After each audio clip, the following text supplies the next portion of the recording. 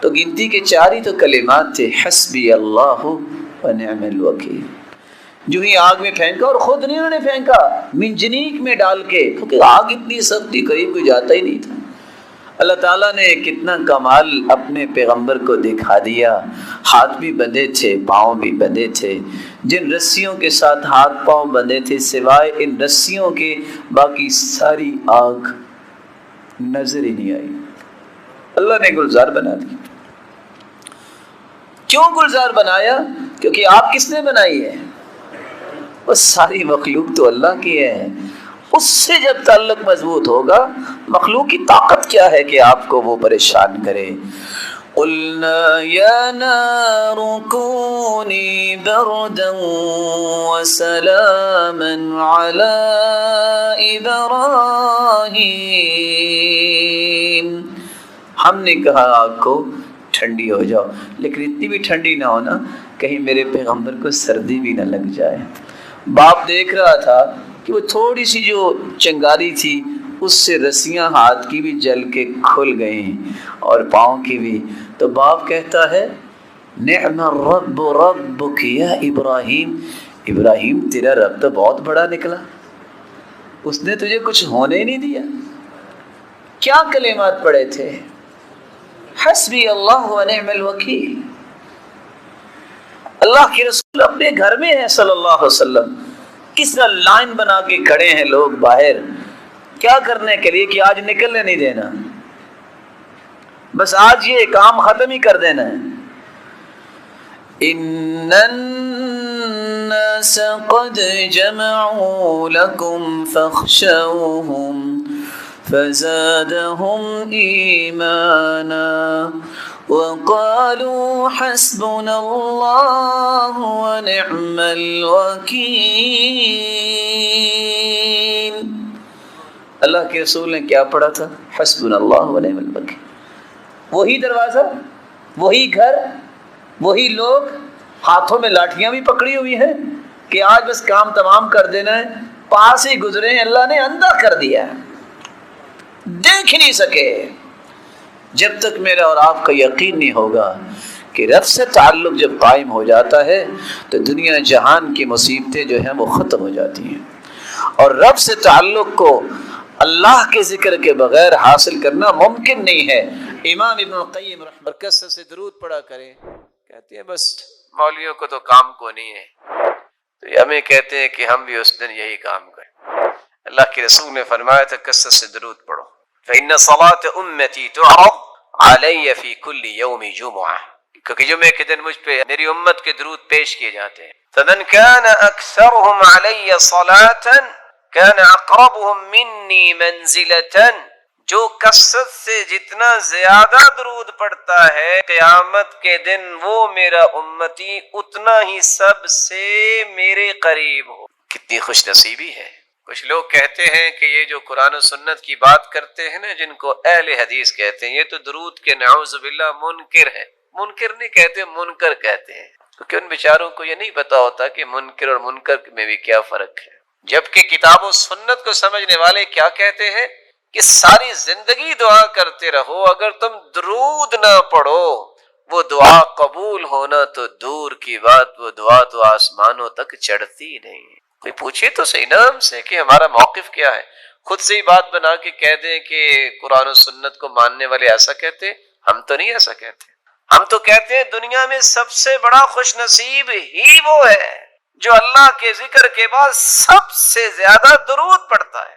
رسول اکرم صلی اللہ علیہ وآلہ وسلم نے اس لیے صحابہ کرام سے کہا تھا من صلی علی او سأل لی الوسیلہ حقت علیہ شفاعت یوم القیامہ، جو شخص درود پڑھتا ہے اور پھر میرے لیے وسیلہ طلب کرتا ہے، قیامت کا دن ہوگا میں اس امتی کی شفاعت کروں گا، سفارش کروں گا۔ صحیح ترغیب کی روایت 1668، رسول اللہ صلی اللہ علیہ وسلم نے فرمایا اولی الناس بی یوم القیامہ اکثرهم علی صلاۃ، قیامت کے دن سب سے پیارا اور قریبی میرے وہ ہوگا جو سب سے زیادہ مجھ پہ درود بھیجنے والا۔ بلکہ اللہ کے رسول صلی اللہ علیہ وسلم نے فرمایا تھا ابخل الناس من ذکرت عنده فلم يصلي علی۔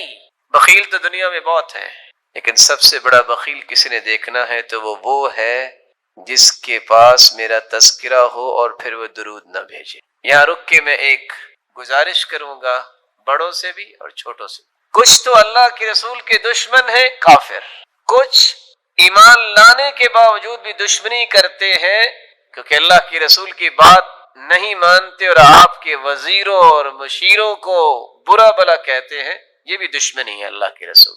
اور کچھ لوگ چاہتے نہ چاہتے بھی بخیلی کر جاتے ہیں اور بخل کرنے والوں کے صف میں کھڑے ہو جاتے ہیں اور اپنے آپ کو نیک بھی کہتے ہیں۔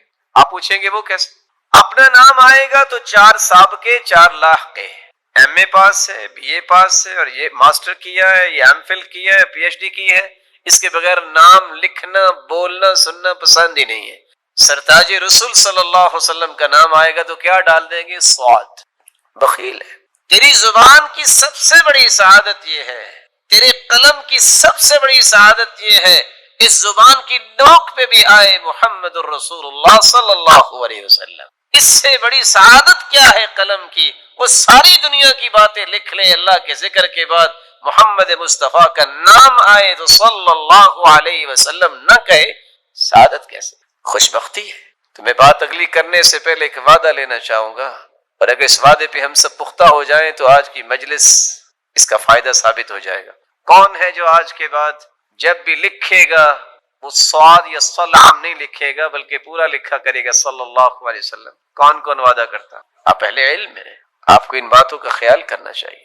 کچھ لوگ سارا کچھ لکھیں گے، بسم اللہ الرحمن الرحیم نہیں لکھیں گے، 786 لکھ دیں گے۔ ان مسکینوں سے پوچھو 786 بنتا کیسے ہے؟ ابجد حوض حتی کو بھی نکالیں تو 786 بنا کے دکھائیں۔ عادات کا علم جو ہے اس میں بھی دیکھیے۔ پھر اللہ عز و جلال کے نام میں بخل، دنیا میں کسی سے محبت ہو تو اس کے تذکرے نہیں زبان پہ ختم ہوتے، تو رب تعالی جو خالق و مالک ہے اس کا نام مبارک لیتے وقت جو کہے کہ 786، یہ وہ رویے ہیں جو بتاتے ہیں کہ اللہ عز و جلال کی عظمت سے متعارف شخص نہیں ہے۔ یہ آپ صلی اللہ علیہ وسلم نے فرمایا، صحیح ترغیب کی روایت ہے 1675، کل دعاء محجوب حتی یصلی علی محمد، ہر دعا روک دی جاتی ہے، وہ پہنچتی نہیں ہے آسمانوں تک جس میں درود نہیں ہوتا۔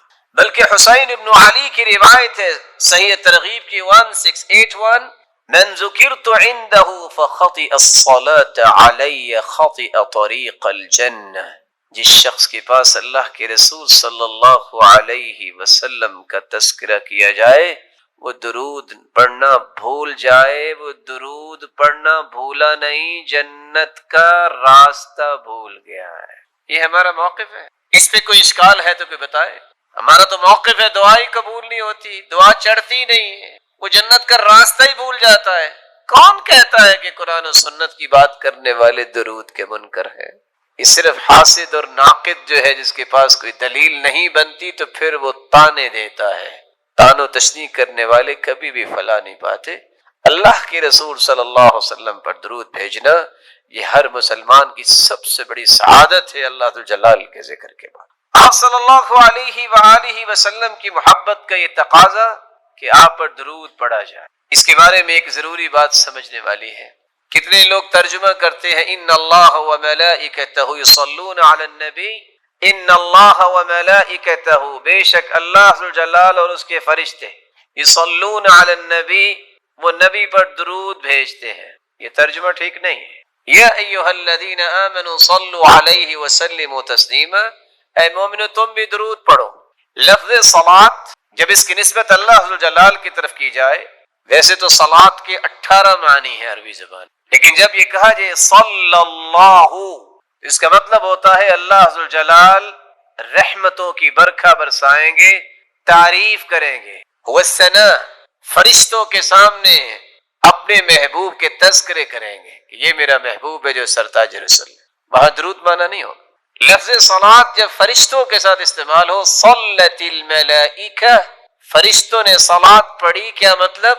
وہاں بھی درود کا معنی نہیں ہوگا. بلند مقام کے لیے برکت کی دعائیں کی فرشتوں نے، بخشش کی دعائیں کی. صلی الرجل، جب لفظ صلات کو کسی انسان کے ساتھ ذوی العقول کے ساتھ استعمال کیا جائے، اس کا مطلب نماز پڑھنا بھی ہوتا ہے، اس کا مطلب درود پڑھنا بھی ہوتا ہے، اور دیگر معانی بھی اہل لغت نے بیان کیے ہیں. لیکن اگر غیر ذوی العقول کے لیے استعمال ہو، صلت الطیور والحیوانات، پرندوں نے درود پڑھا، یہ ترجمہ نہیں ہوتا. وہاں ترجمہ ہوتا ہے پرندوں نے اللہ ذوالجلال کی حمد و ثنا بیان کی، اللہ ذوالجلال کی تعریف کی ہے، حمد بیان کی. تو قرآن مجید کے ترجمے کو صحابہ کرام، تابعین اور تبع تابعین اور لغت کو سمجھنے والے لوگ ہیں، ان کے کیے گئے ترجموں کی روشنی میں ہی اختیار کرنا چاہیے. آپ کی محبت کا ایک ساتواں تقاضا بھی ہے، آپ کی محبت میں غلو نہیں کرنا چاہیے. یہ بھی ایک بات سمجھنے والی ہے. محبت وہی ہے جس کا تذکرہ اللہ ذوالجلال نے قرآن میں کر دیا. بھلا اللہ سے بڑھ کے بھی کوئی محبت کی حقیقت کو پیش کر سکتا ہے؟ محبت وہی ہے جو اللہ کے رسول نے خود سمجھا دی کہ یہ میرے ساتھ محبت کرو. غلو نہیں، حدود سے تجاوز نہیں، حدود کو کراس نہ کیا جائے. صرف 3 آیتیں اگر آپ ان کو یاد رکھیں تو کبھی بھی آپ غلو کا شکار نہیں ہوں گے.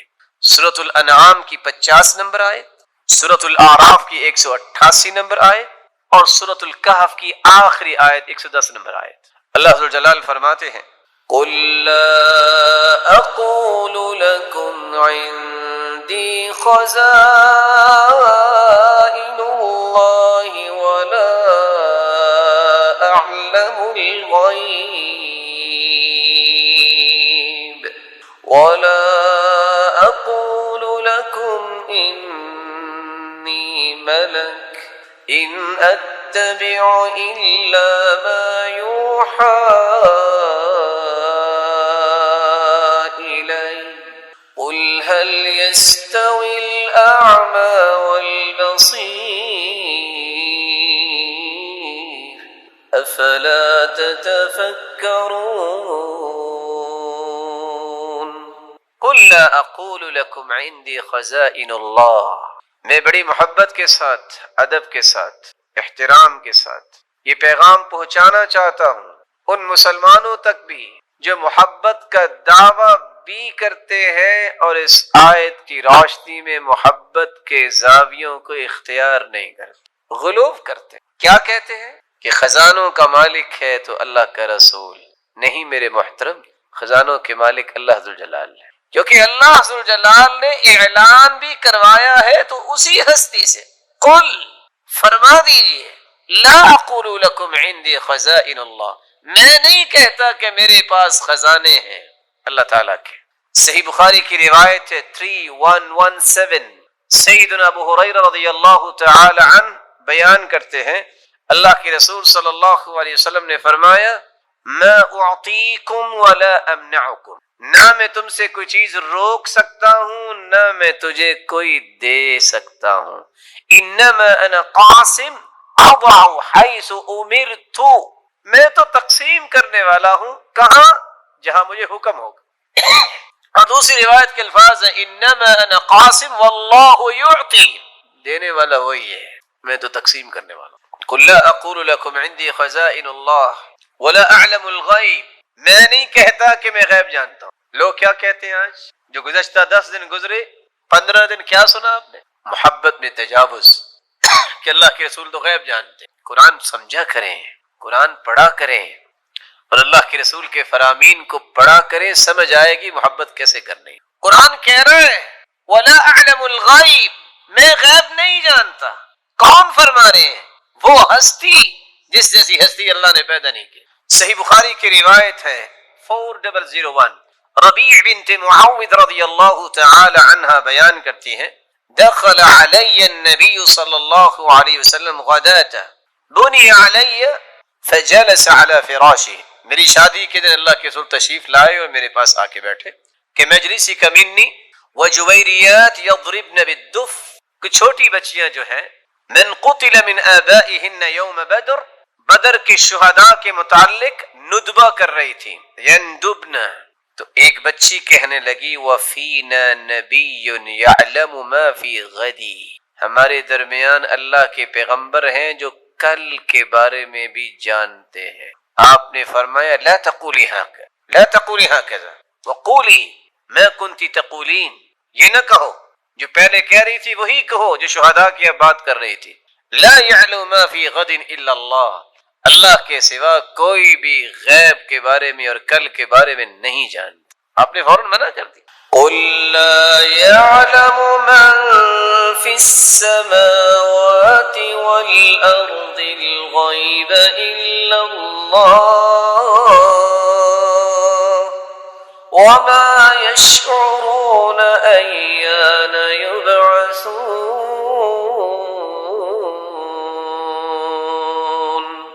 میرے محبوب فرما دیجئے لا يعلم من في السماوات والأرض الغيب إلا الله، زمین و آسمان کے غیب کے متعلق کوئی نہیں جانتا۔ ہاں جس کو اللہ ذوالجلال نے اپنے پیغمبر کو بتا دیا پھر وہ غیب رہتا نہیں ہے۔ جس کو یہ آیت سمجھ آ جائے کبھی بھی تجاوز نہیں کرے گا۔ لوگ آدھی آدھی رات گزار دیتے ہیں اور یہ کہہ رہے ہوتے ہیں ادرکنی یا رسول اللہ، انظر الی یا رسول اللہ صلی اللہ علیہ وسلم، میرے بھائی استغاثہ اور مدد طلب کریں تو اللہ ذوالجلال سے۔ آپ صلی اللہ علیہ وسلم کی ذات مبارکہ پوری کائنات ایک طرف اور محمد مصطفیٰ کی عظمت ایک طرف۔ لیکن ایک بات سمجھانے کے لیے پوچھوں گا، اگر اللہ کے رسول صلی اللہ علیہ وسلم غیب جانتے ہوتے تو آپ کے 70 صحابہ جو ہیں وہ احد میں شہید ہو گئے تو آپ احد میں پھر جاتے؟ بولیے، اگر پتا تھا کہ میرے صحابہ شہید ہو جائیں گے۔ بیر معونہ پہ 70 قراء شہید ہو گئے جن کو خود ہی بھجوایا تھا۔ اگر غیب کا علم ہوتا تو اہل قرآن جو شہید ہوئے ہیں آپ اس کے بارے میں کیا کہیں گے؟ سیدہ عائشہ رضی اللہ تعالیٰ عنہ بیوی جن کی پاکیزگی قرآن نے بیان کی، اگر غیب کا علم ہوتا تو آپ یہ فرماتے ان کنت الممت بذنب فتوبی واستغفری، عائشہ اگر تم سے بھول ہوگی ہے، غلطی ہوگی ہے تو توبہ کر لو۔ بیوی سے کہتے ایسا؟ اگر غیب کا علم ہوتا تو وہ لقمہ جس میں زہر ڈالی گئی کھانے میں تو آپ وہ لقمہ لیتے؟ اللہ ذوالجلال نے عقل اس لیے دی ہے کہ اس کے ساتھ قرآن کو صحیح طریقے سے سمجھا جائے۔ ساتھ ہی اللہ ذوالجلال فرماتے ہیں وَلَا أَقُولُ لَكُمْ إِنِّي مَلَكٌ، میں یہ بھی نہیں کہتا کہ میں فرشتہ ہوں۔ آپ نے سنا ہوگا کہ کیا کہتے ہیں، نبی نور من نور اللہ ہے۔ کاش ان بیچاروں مسکینوں کو پتہ چل جائے کہ اس کا معنی کیا ہے اور کہاں تک اس کے نتائج جاتے ہیں تو دوبارہ کبھی نہ بولے۔ قرآن کہتا ہے وَقَالَتِ الْيَهُودُ عُزَيْرٌ ابن اللہ،